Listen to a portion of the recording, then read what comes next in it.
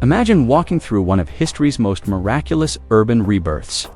In the mid-1500s, just a century after its conquest, Istanbul is a dense, teeming metropolis of nearly 660,000 souls.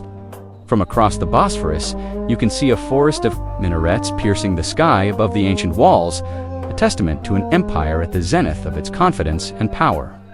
This is not merely a city, it is the beating heart of the Ottoman world, a strategic marvel straddling two continents and commanding the trade routes between the Black Sea and the Mediterranean. With modern AI reconstruction, we can now step beyond the ruins and see this glorious capital as it was a symphony of ambition, faith, and human endeavor.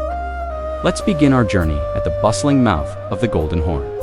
Standing here on the Galata shore, the air is thick with the scent of salt, fish, and tar.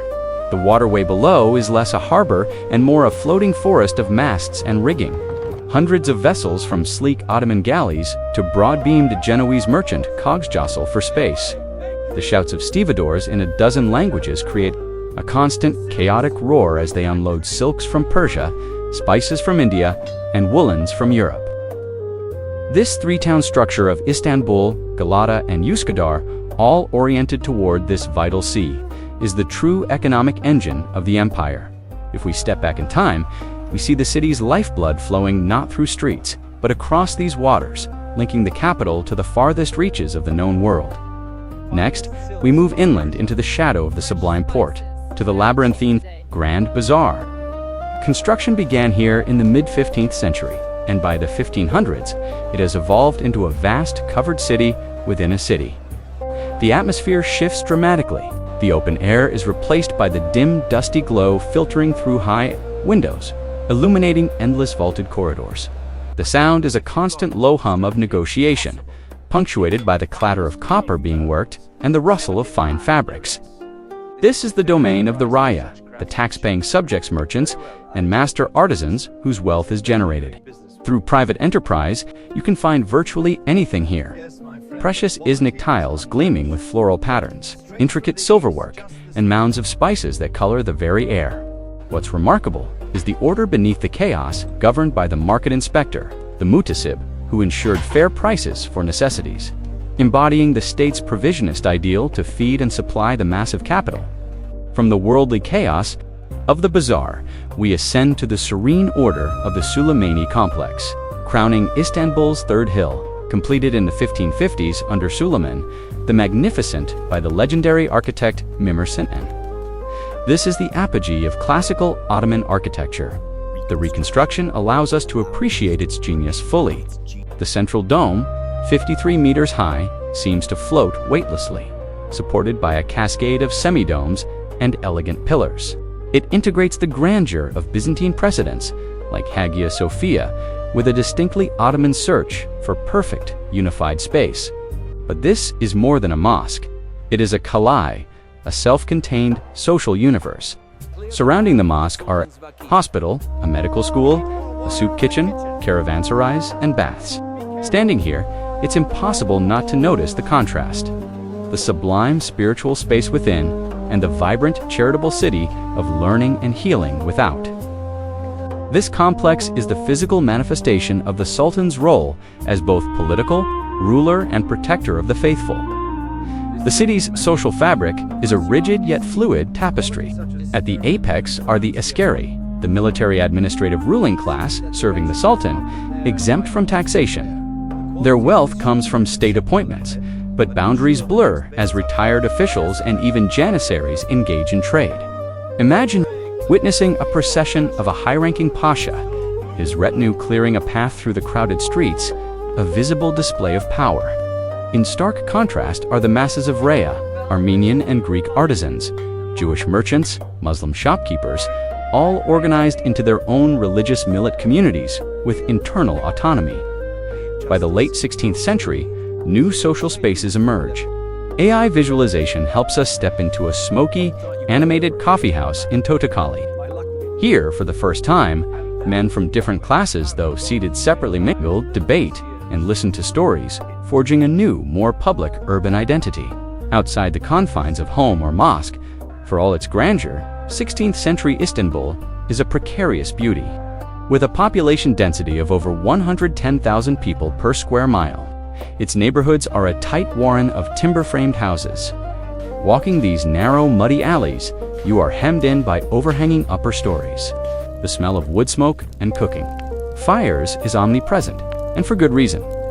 Fire is a constant, terrifying hazard.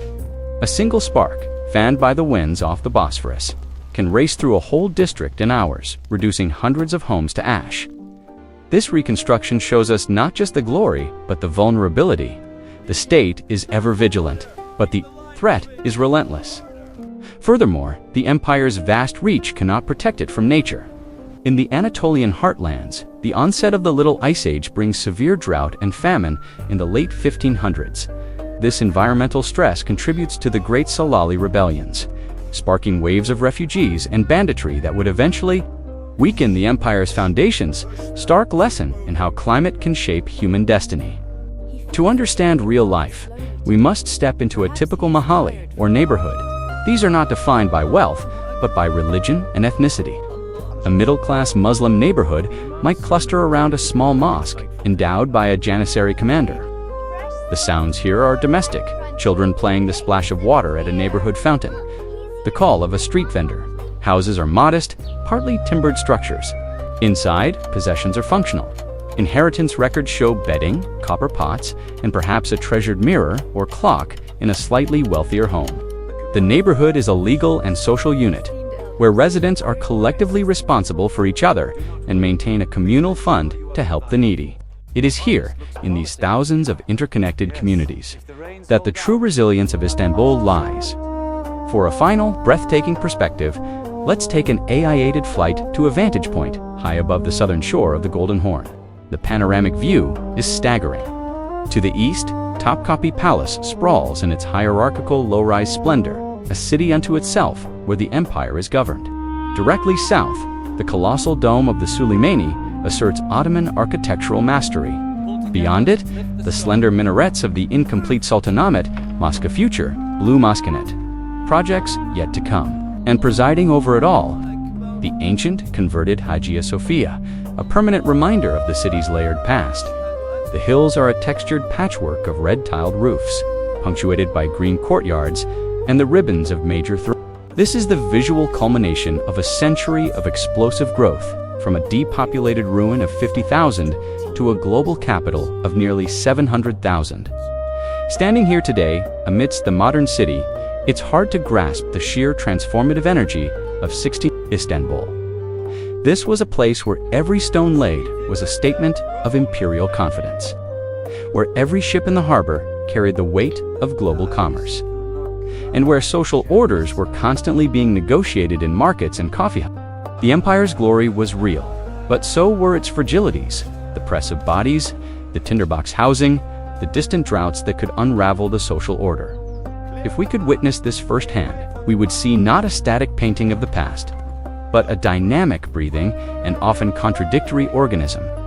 This AI reconstruction allows us to do just that. To walk these crowded streets, hear the cacophony of trade, and feel the awe inspired by Sinan's domes. It reminds us that history is lived in the sensory details: the smell of the sea, the chill of a marble courtyard, the taste of newly popular coffee. What period or hidden corner of this magnificent city should we reconstruct next? Thoughts in the comments below. Until then, as the Ottomans called their capital, may you find your own Dersidetur gate to prosperity.